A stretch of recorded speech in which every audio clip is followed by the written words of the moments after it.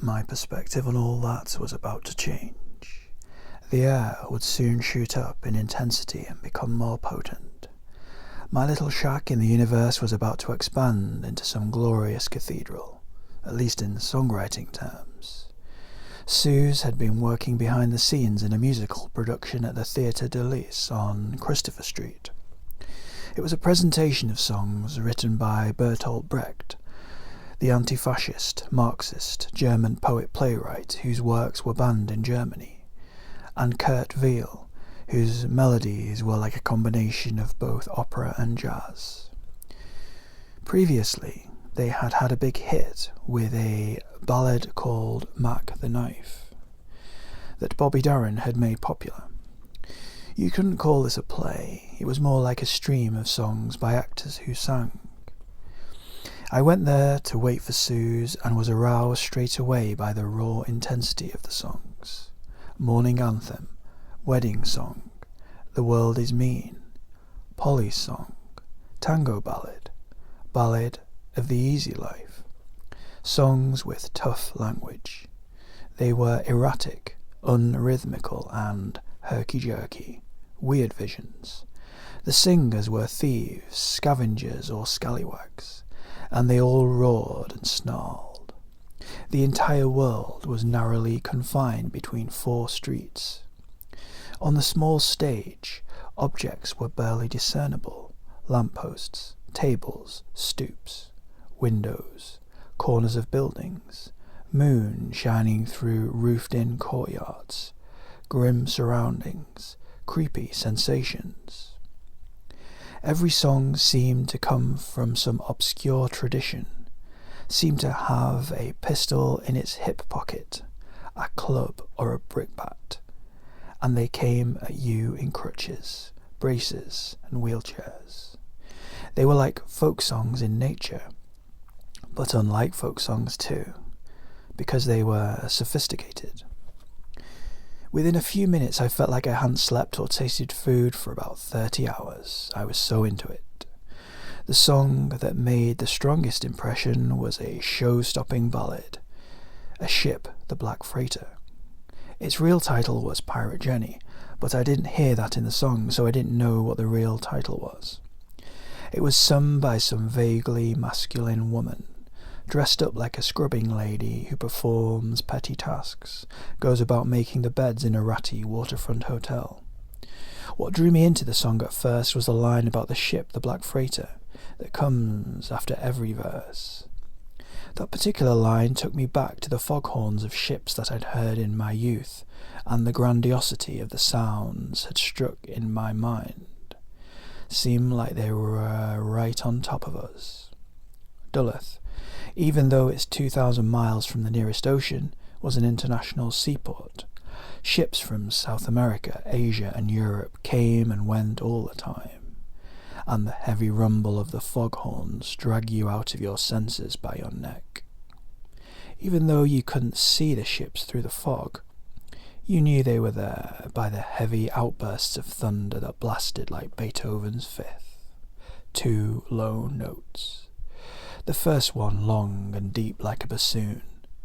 Foghorns sounded like great announcements.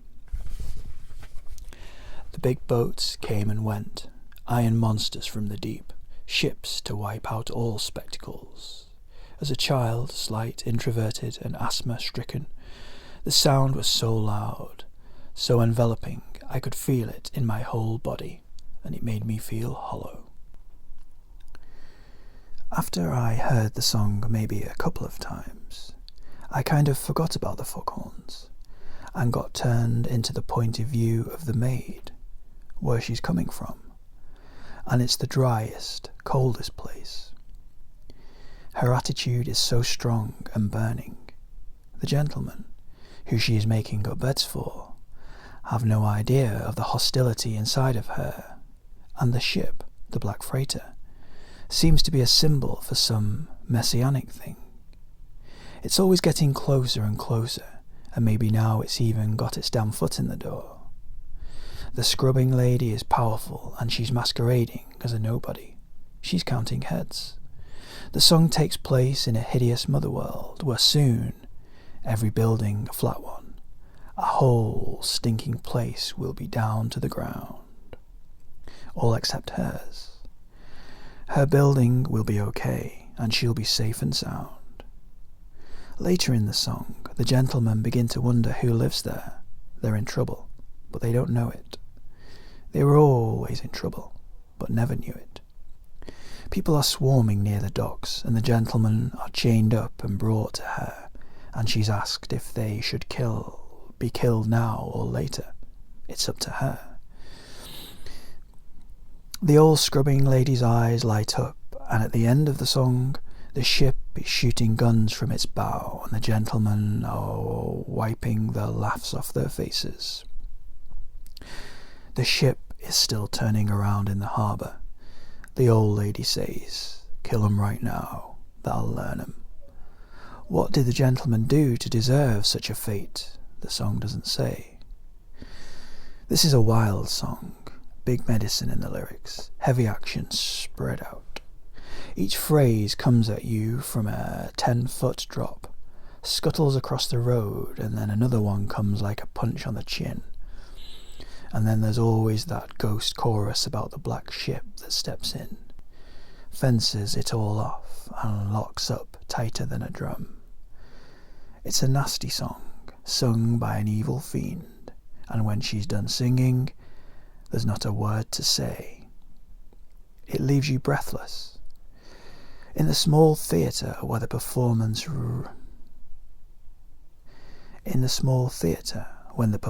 reached its climactic end, the entire audience was stunned, sat back and clutched their collective solar plexus. I knew why it did too. The audience was the gentleman in the song.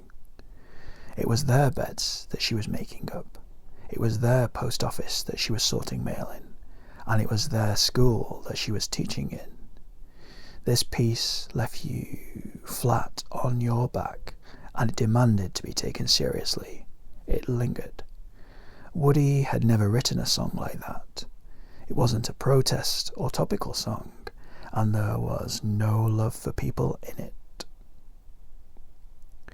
Later, I found myself taking the song apart, trying to find out what made it tick, why it was so effective. I could see that everything in it was apparent and visible, but you didn't notice it too much. Everything was fastened to the wall with a heavy bracket, but you couldn't see what the sum total of all the parts were, not unless you stood back and waited till the end.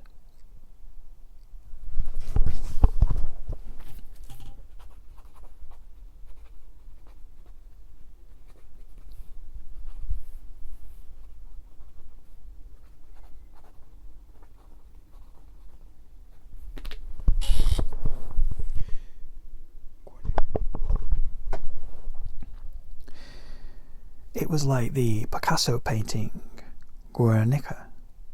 This heavy song was a new stimulant for my senses. Indeed, very much like a folk song, but a folk song from a different gallon jug in a different backyard. I felt like I wanted to snatch up a bunch of keys and go see about that place, see what else was there. I took the song apart and unzipped it. It was the form, the free verse association, the structure and disregard for the known certainty of melodic patterns to make it seriously matter, giving it its cutting edge.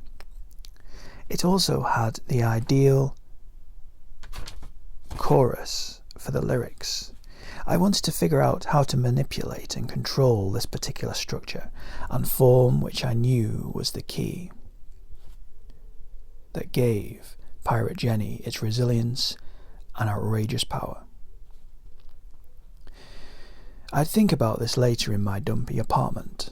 I hadn't done anything yet, wasn't any kind of songwriter, but I'd become rightly impressed by the physical and ideological possibilities within the confines of the lyric and melody. I could see that the type of songs I was leaning towards singing didn't exist, and I began playing with the form, trying to grasp it, grasp it. I'd think about this later in my dumpy apartment. I hadn't done anything yet, wasn't any kind of songwriter, but I'd become rightly impressed by the physical and ideological possibilities within the confines of the lyric and melody. I could see that the type of songs I was leaning towards singing didn't exist, and I began playing with the form, trying to grasp it, trying to make a song that transcended the information in it, the character and plot. Totally influenced by Pirate Jenny, though staying far away from its ideological heart, I began fooling around with things, took a story out of Police Gazette, a Tory incident about a hooker in Cleveland a minister's daughter calls Snow White, who killed one of her customers in a grotesque and ugly way. I started with that, using the other song as a prototype, and piled lines on, short bursts of lines, 5 or 6 free-form verses, and used the first 2 lines of the Frankie and Albert ballad as the chorus. The lines that say, "Frankie was a good girl, everybody knows, paid $100 for Albert's new suit and clothes." I liked the idea of doing it, but the song didn't come off. I was missing something.